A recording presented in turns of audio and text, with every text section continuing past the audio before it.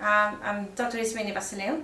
I'm the Associate Professor in Information Systems, and I hold the roles of Associate Head of the school, and I'm also the Apprenticeships Lead.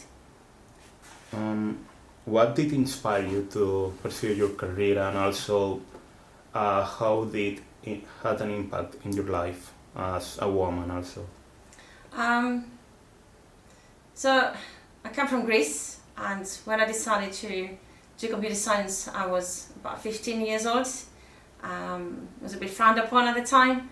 It wasn't widely accepted. It was called a boy's job, and it was really hard to get into that sector. So eventually I had to move countries to pursue my dream, basically. So I came in the UK to study, and it was a completely different experience, and the opportunities that arise. The impact on my life,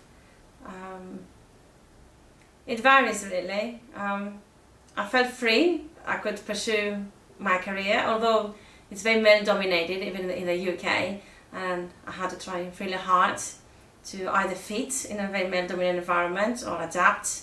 Also show colleagues that they've got to be more inclusive. It can't always be me that has to adapt. On a personal level, it has caused a lot of family frictions that I'm doing a man's job for a number of years. But equally, they are proud of me in a way that I'm doing something quite different to what the rest of my family is doing. Mm-hmm. So, well, in regards to this, how different it is, or have you noticed any difference between UK and Greece, for example, when it comes to women in STEM, as you already mentioned with your family? Yeah, it's massive differences, absolutely massive differences. It's only the last few years there is a move in countries like Greece to get groups together to demonstrate that women can be in STEM, women are able to be in STEM, and kind of inspire. Whereas from the day I arrived in the UK, because I came in 2000, there was already a movement at the time how we can get more girls into IT, into computer science. So the differences are absolutely massive. I don't think any country is there yet.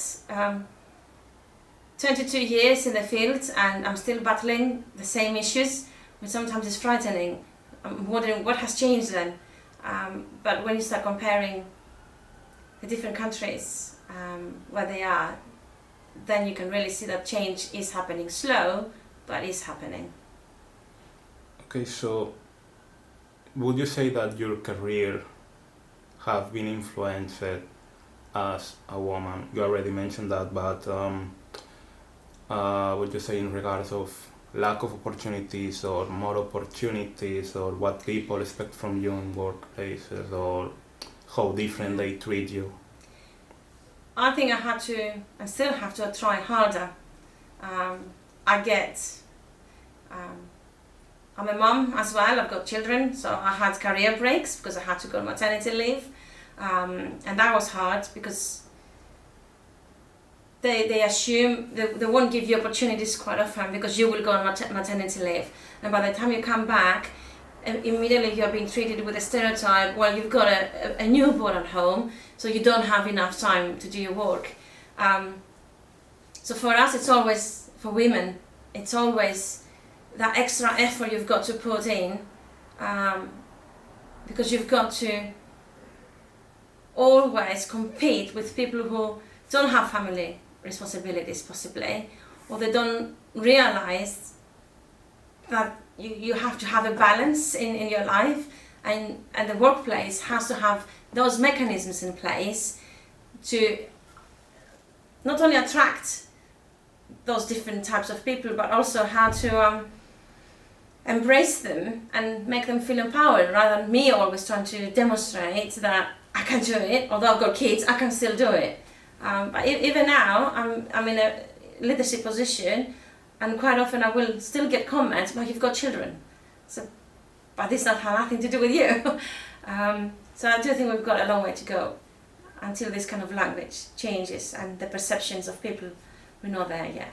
we're not there yet. So, in regards to that, to maternity, as you mentioned, for example, nowadays we are seeing that more companies are, for example, incrementing the also paternity leaves and these kind of things. Would you say that it's enough, or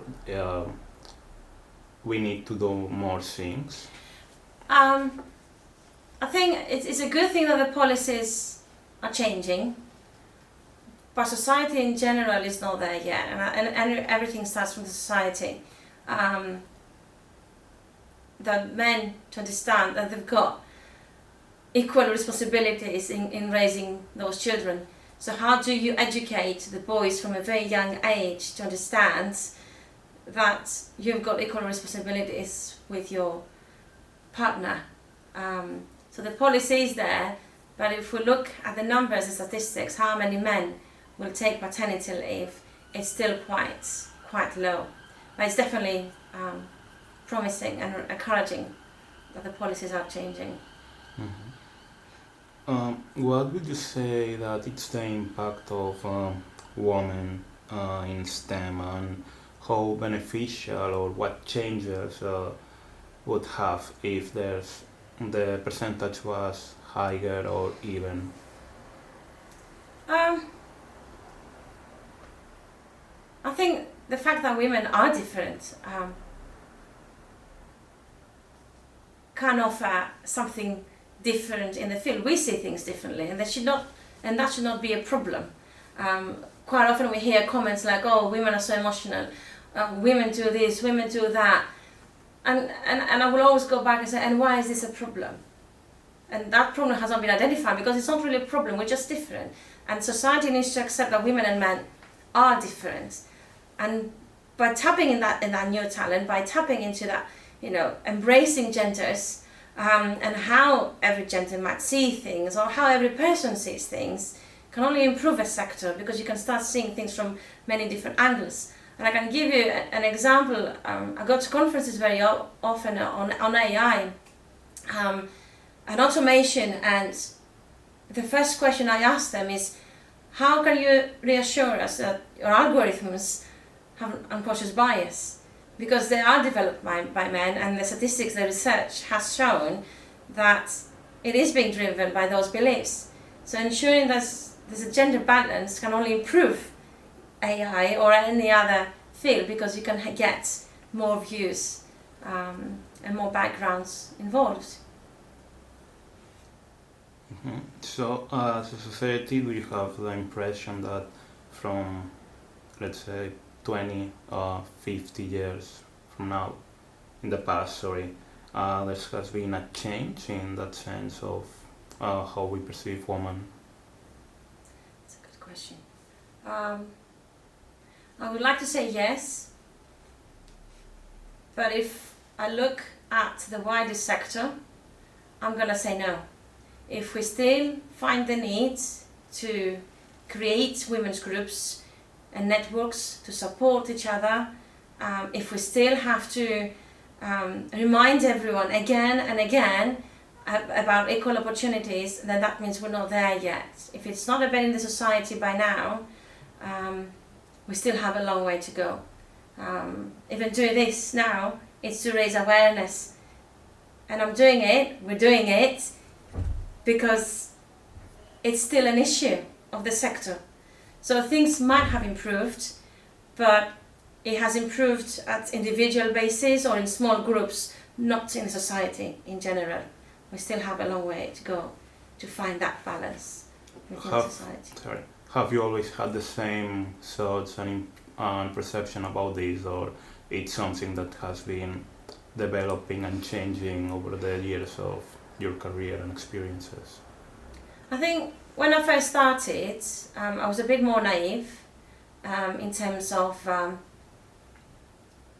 thinking that just being a woman, it won't be an issue. Because I never thought that my gender would be an issue. I came into the sector and I assumed I would be given equal opportunities and I would be accepted for who I am.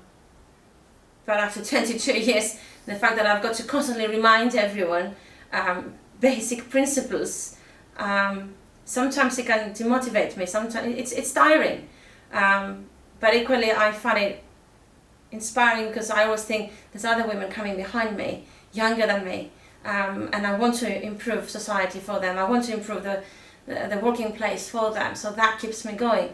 But it is a fight on almost a daily basis, reminding people about basic principles. So it can be quite exhausting sometimes. Do you have any anecdote or story about this? You don't have to share it if you don't want. It's fine. So I've got personal stories. I remember once I was developing a strategy about distance learnings, and I was presenting it to a senior team. My kids were quite young at the time, and some of my colleagues in the room, they knew I had young children. They had no children. So as I was presenting, and I was presenting the timeline, one of them got up and said, I think it's best if I do it because I have no children, and Ismini has children. And that shocked me. That's absolutely shocked me. And I looked around the room and I was waiting for the senior leadership team to see how they're going to react. Some of them stepped in and said that's inappropriate, but others, you could see that they were actually wondering about it, if it's a good idea or not. So that was quite challenging. I've been told other things when I was still, I was a lecturer and I was speaking with professors, and I was trying to, find opportunities of mentoring, understand how academia works, how we can collaborate. And they told me straight to my face, you go find your own opportunities. Again, that's kind of shocked me. I can carry on with stories about what has happened. People writing the emails for me, assuming, saying, we're going to help you. I said, but I don't need any help. I can write my own emails. But they won't do any of that to any male colleagues. It's that stereotype, that perception. I'm a woman, I've got children, I've got too much on because I've got a family, and they're trying to help me. But I don't need that kind of help. I can do my job. How do you think that this can change, not just by in a society perspective, but from a company perspective? What kind of things can be implemented to help to balance personal life with work life, for example? I think it needs to start from the fact that we don't need any more women's networks. We don't need any more data collection on the issues women are facing in the workplace. We know all about it. We need to start having resolution, and we need to start having strategies in place how we can address those issues. We know the issues, and I keep saying this to whenever I see a new project coming up, I say, but we know the issues, you don't need more data collection. We keep training the women rather than the men, and it really needs to be a shift, that to change the society, we know the issues that the women are facing, and they're facing those issues because there's a stereotype, there's perceptions from the men's side. And I know we're very black and white now with the genders, but and this can apply to any gender. We need to start looking at how we are perceived in the workplace, and this needs to come from the other side. So any policies that are coming out, any training that is coming out, should be for the other side to understand, accept the difference in the workplace. That's where it should start. Not how women need to adapt, not how women can balance their personal life with their work life. We know how to do that. We're very good at doing it. We need to change the perceptions, and this can only come by making it a standard in the policy or the culture of the workplace. And we can do it. So we need to train the other side, not women anymore. So, about this, well, this is a more general question, but in a lot of European countries and American ones, or in general, you could say developed countries, we're seeing that in the percentage on the stats, women are studying more, having better percentages and more success in the education system, and also there's more women than men in universities. Mm. Why would you say that, despite that we are seeing more campaigns and tools, let's say, to encourage women to go into STEM, we are still seeing that despite that they are more in universities, for example, we see more men into STEM, and in other subjects it's more female dominant, for example? It starts from a very young age, how we are being raised, and you can see it in the same family. If they've got a girl and a boy, quite often the girl has to help out with the household, whereas the boy can sit on the sofa and a glass of water will be served. So you can find very big differences in how we are raised since a very young age. Then you go into school and although they say yes, you can go into STEM and you can do math, you can do physics, and it has to do with the gender. The fact that, for example, most teachers are female, again, that creates from a very young age a stereotype. And as the kids grow older and the topics get harder, it's even more into the society embedded, and it's really subtly embedded. People don't realize they're doing it. Or maths is difficult. And I always go back and say, no, maths is not difficult. All subjects will be difficult if you don't enjoy it. You're good at what you enjoy, and you've got to try hard in anything you do. So yes, people will go into STEM, people will study at the university, but the society has that habit of pushing you that you've got to prioritize your children maybe, or your family, and that you will not be able to manage your work and your family, especially if your husband, your partner doesn't understand how to help out with the everyday activities. And I think, again, it becomes a society issue, and we need to start from a very young age to change those myths, break those stereotypes, and change the way children feel and see the world. Okay. Following this question, in developing countries that we would say that are more patriarchal, let's say, yes, it has been noticed that, not in all of them, but in some of them, the percentage of women who go in STEM is higher than in developed countries where it's supposed that there's more opportunities and less discrimination. We can call that, but what would you say that it's the reason? I suppose yes, because it starts from the expectations that they have from those women. In those countries where the man is the head of the house, as they say, that woman might be allowed to go to the university and study, if we put it that way, but then what opportunities is she given to lead a career and have equal opportunities? She will be held back, and sometimes, as I said before, it's not they won't do it very visibly. It's just because men are not raised in a way to support a woman with their dreams as well. So it does come from how people are raised and the position of the man in the household. Okay. This is my last question. It's up to you if you want to answer or not. But do you have any more words about all of this that we talk, or maybe something that you think it's important also to talk but I haven't asked? Ooh.